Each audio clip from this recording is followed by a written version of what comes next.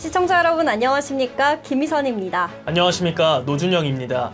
여야가 본 예산안 처리 기한과 정기국회, 김진표 국회의장이 설정했던 예산안 처리 시한을 넘겼던 내년도 예산안이 극적으로 합의했습니다.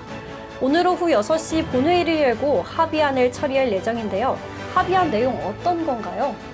네, 예산안은 정부안보다 4.6조 원 감액됐고 여야가 가장 큰 의견차를 보였던 법인세는 과세 표준 구간별로 각 1%포인트씩 세율을 인하하기로 했습니다.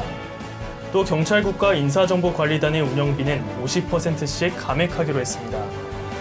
금융투자소득세는 2년을 유예하며 현행대로 과세하기로 했고요. 또 용산공원 조성 사업은 용산공원 조성 및 위해성 저감 사업으로 명칭을 변경한 후 추진하기로 했습니다. 또 큰 관심을 끌었던 종합부동산세 공제 금액은 9억 원으로 하고 1세대 1주택자에게 12억 원으로 정했습니다.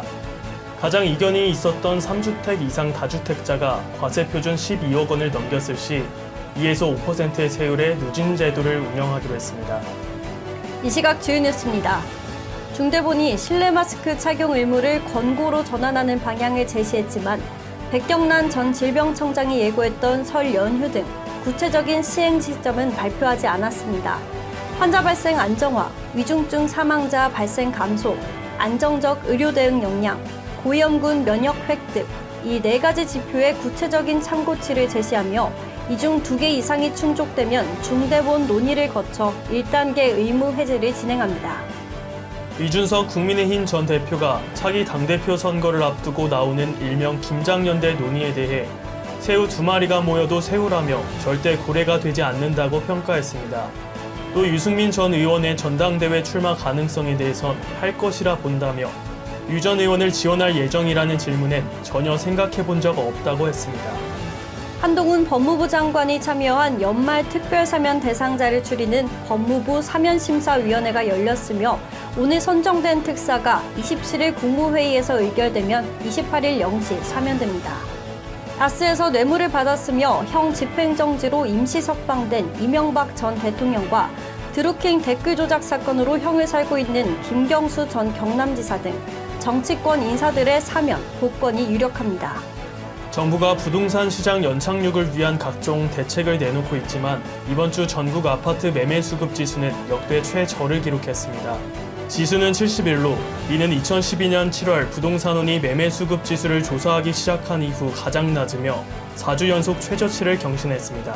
보건복지부와 한국건강진흥개발원은 오늘부터 담뱃갑 그림을 담배꽁초 젖병을 영아에게 먹이는 그림과 흡연자의 얼굴을 연기로 표현해 조기 사망을 경고하는 그림으로 교체합니다.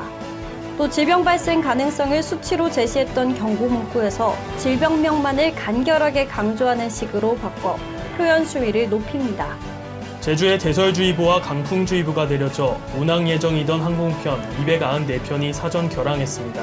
충청과 호남 지역에도 극심한 한파와 함께 많은 눈이 내리면서 전국 곳곳에서 사고가 속출하고 있습니다. 볼로디미르 젤렌스키 우크라이나 대통령이 전쟁 발발 300일 만에 미국을 방문해 미국 조 바이든 대통령을 만났습니다. 이에 미국은 2조 3천억 규모의 추가 지원을 약속했으며 장거리에서 적기나 미사일을 요격할 수 있는 패드리엇 방공 미사일도 선물했습니다. 블라디미르 푸틴 러시아 대통령은 현지 시간 22일 외교를 통한 조기 종전을 희망한다는 원론적인 입장을 재확인했습니다. 이날 발언은 볼로디미르 젤렌스키 우크라이나 대통령이 미국을 방문해 2조 원이 넘는 군사 지원을 추가로 확보한 다음 날 나와 주목을 받았습니다.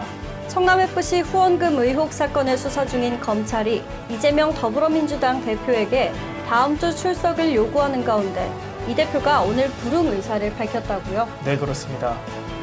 이 대표는 오늘 열린 당 최고위원회의에서 언제 소환에 응할 것이냐는 질문을 많이 해주셔서 미리 입장을 밝힌다며 내가 아니라 중범죄 혐의가 뚜렷한 대통령 가족은 언제 소환 조사를 받을 것이냐를 먼저 물어보시길 바란다고 말했습니다. 네, 다만 성일종 국민의힘 정책위 의장은 이재명 더불어민주당 대표가 떳떳하다면 검찰의 소환 통보가 본인에게 씌워져 있는 범죄 혐의를 씻을 수 있는 좋은 기회가 될 것이라며 죄가 있으면 죄값을 치르고 죄가 없으면 홀가분하게 정치 활동을 할 수 있을 것으로 보인다고 말했습니다. 이 대표는 성남FC 제3자 뇌물 의혹 사건과 관련해 성남시장 시절 성남FC 구단주로 있으며 두산건설, 네이버 등 기업들로부터 160억여 원의 후원금을 유치하고 이들 기업을 대상으로 편의를 제공했다는 혐의를 받고 있습니다. 뉴스를 마칩니다. 오늘 영상이 유익했다면 구독과 좋아요를 눌러주시기 바랍니다. 지금까지 노준영, 김희선이었습니다.